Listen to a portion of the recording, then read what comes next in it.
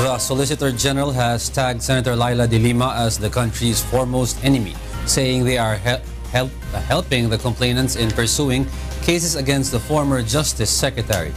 Roderick Mendoza will tell us why.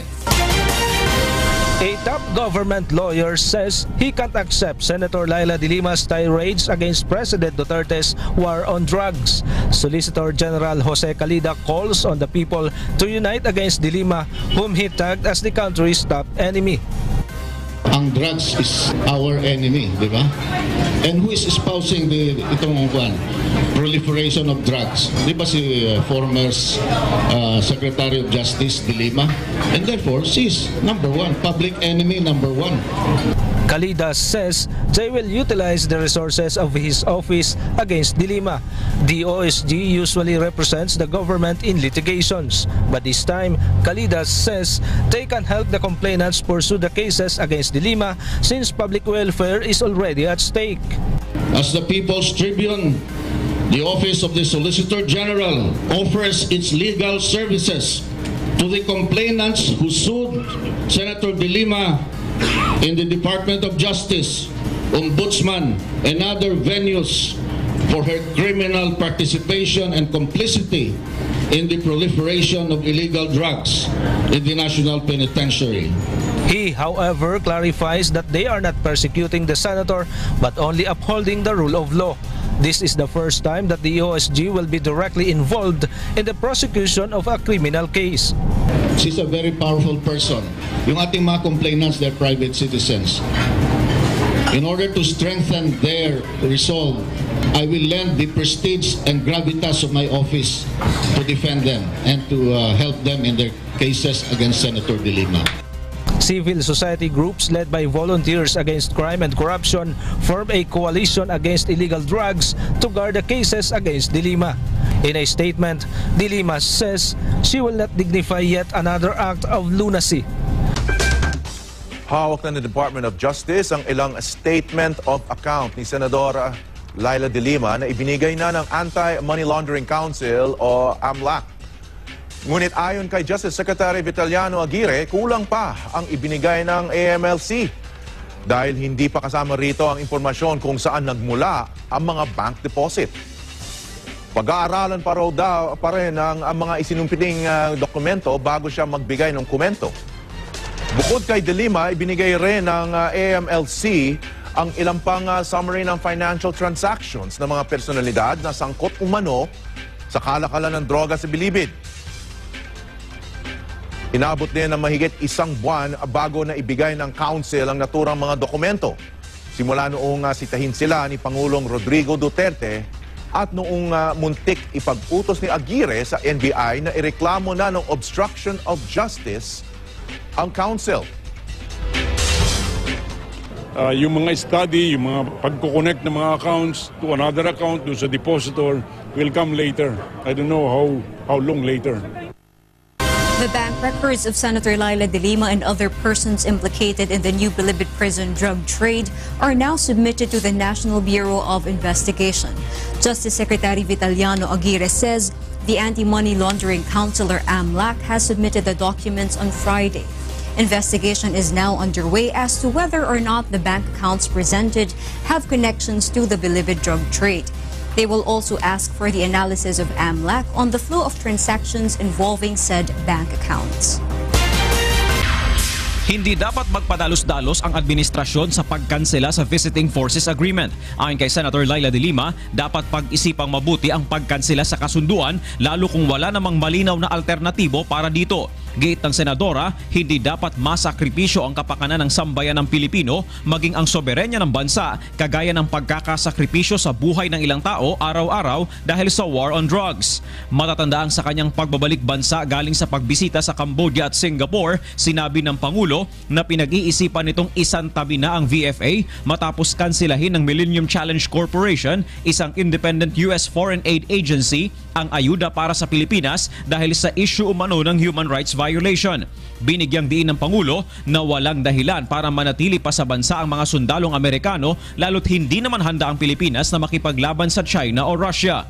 If we're a country that's very dangerous, if you think that there's crime there because we execute people, there are so many soldiers.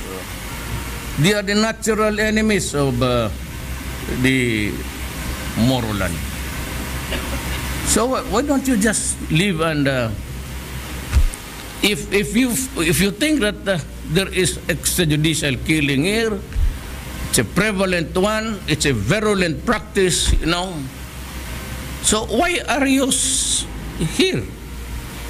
What is your purpose with this visiting forces agreement? Bye-bye, America, and work on the protocols that will eventually move you out from the Philippines.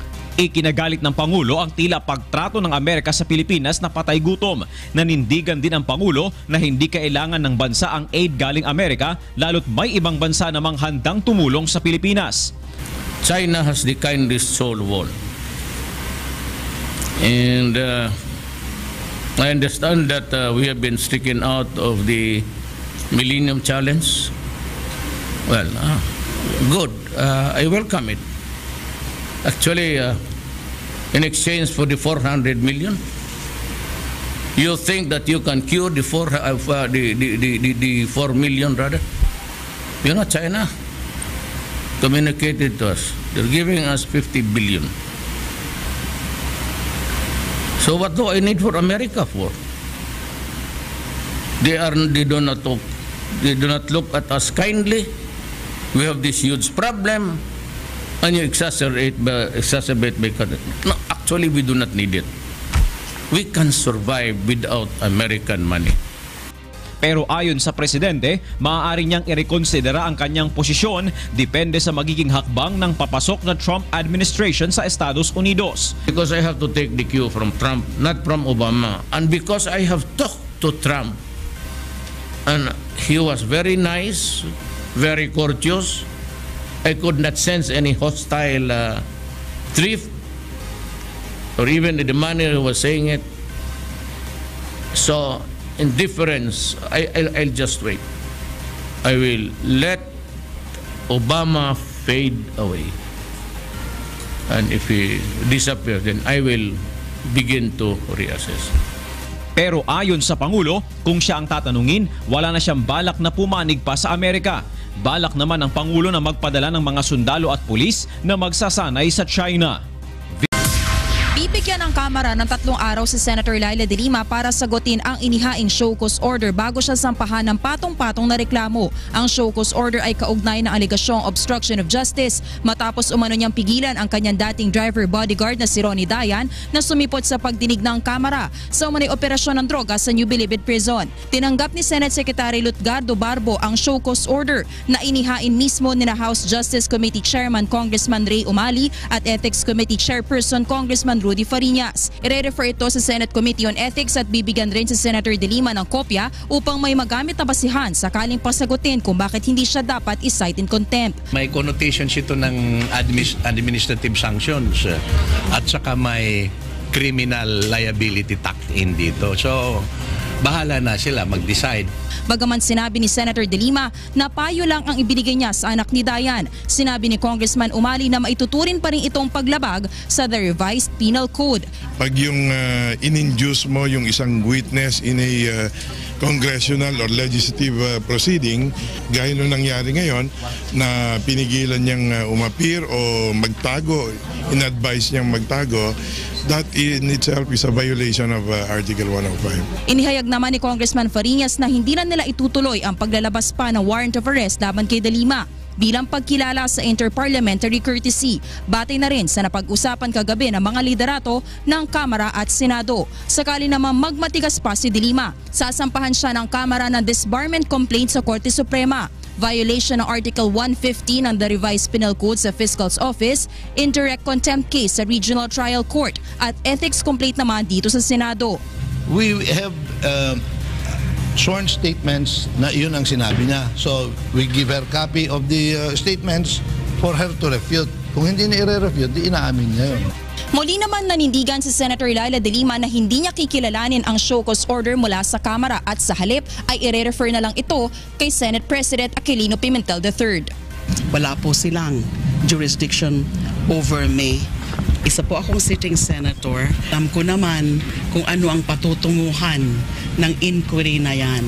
Ang pakay lang ay para ituro ako na isang allegedly drug cuddler. Sinabi rin ng senadora na handa siyang harapin ang lahat ng kasong isasampa laban sa kanya. Joyce Balancio, UNTV News and Rescue, Senate of the Philippines.